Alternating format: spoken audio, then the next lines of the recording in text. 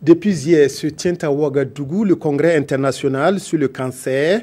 Il s'agit des cancers les plus fréquents que sont le cancer de la prostate et du sein. Nous avons notre invité, le professeur Robert Soudré. Bonjour, professeur. Bonjour, monsieur Godefroy-Bazier. Alors, vous êtes là pour nous parler de cette conférence internationale qui se tient à l'hôpital Blaise Compaoré. Pourquoi cette conférence, pourquoi cette rencontre qui réunit à Ouagadougou ces sommités pour parler encore des cancers? Merci.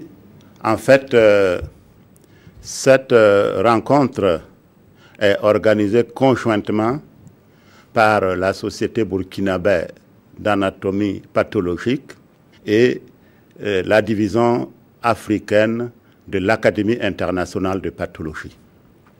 Et nous nous sommes intéressés à ce sujet, le cancer et du fait de leur du fait que dans l'abord diagnostique, dans l'abord thérapeutique, il y a des changements qui ont été opérés et il était très important que cela soit porté à la connaissance de la communauté médicale africaine. Je dois dire que cette rencontre réunit... Est-ce qu'il y a des avancées notables qui permettent que ces sommités se réunissent à Ouagadougou en matière de lutte contre ces cancers fréquents-là? Bon, des avancées notables, si je rentre dans notre jargon, je crois que ça ne sera pas très bien compris. Mais je dois simplement dire que le traitement d'un cancer est fonction de la connaissance qu'on a de ce cancer.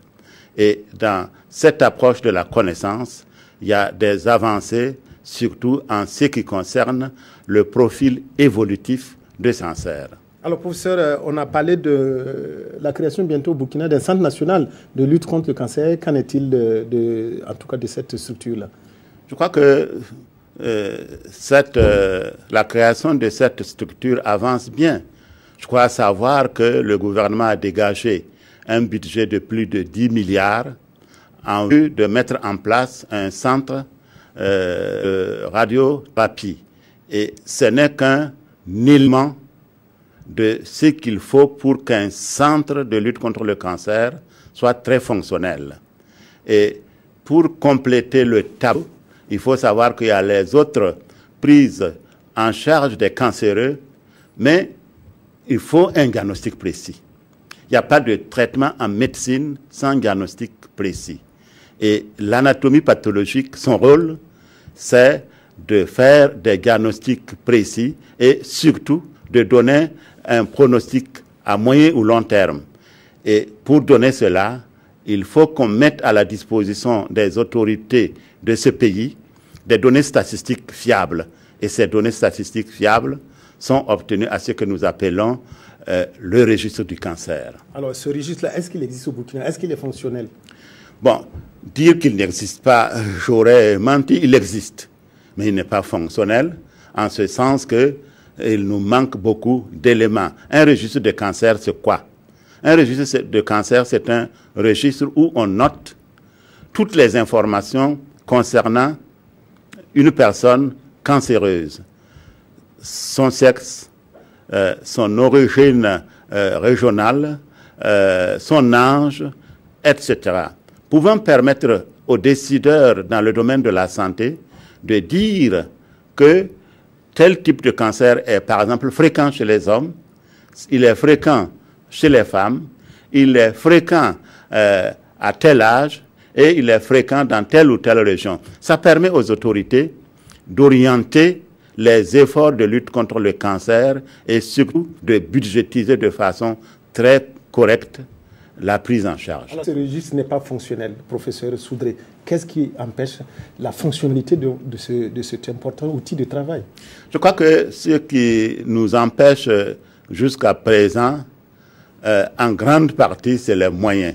Qui dit recueillir des informations, dit se déplacer, dit avoir de la logistique de déplacement, dit avoir des supports pour recueillir les informations, etc. Et tout cela faisait défaut. Sans oublier qu'en matière de laboratoire, il faut des moyens, j'allais dire en machine, des moyens en réactif. Et je crois que à travers la sensibilisation que nous allons faire et les recommandations qui sont sorties, nos autorités pourront avoir des éléments de décision. Alors pour terminer cet entretien rapidement, la situation du cancer au Burkina, vous avez une idée, une photographie de l'ensemble des malades, de l'ensemble de la situation des personnes qui souffrent du cancer?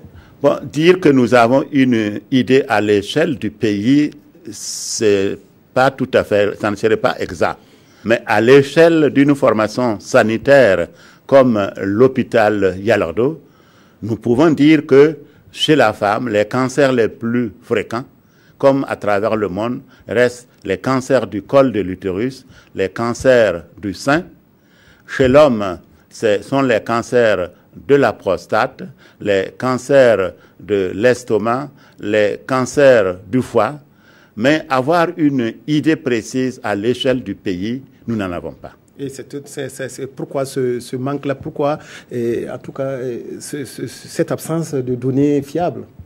Ben, en fait, cette absence, ce n'est pas une absence totale, mais je dirais que nous avons évoqué tout à l'heure le problème du risque du cancer qui pourra nous permettre de résoudre un temps soit peu ce manque, pas complet, mais en tout cas un manque qui a des idées précises. Alors, ce risque se présente comme un cercle vicieux. Merci beaucoup, professeur Robert Soudré, président de la Société burkinabé de pathologie. Vous êtes venu nous parler ce midi de la conférence internationale sur les cancers qui se tient depuis hier à Ouagadougou et qui s'achève demain également. Merci, M. Godefroy Bazier.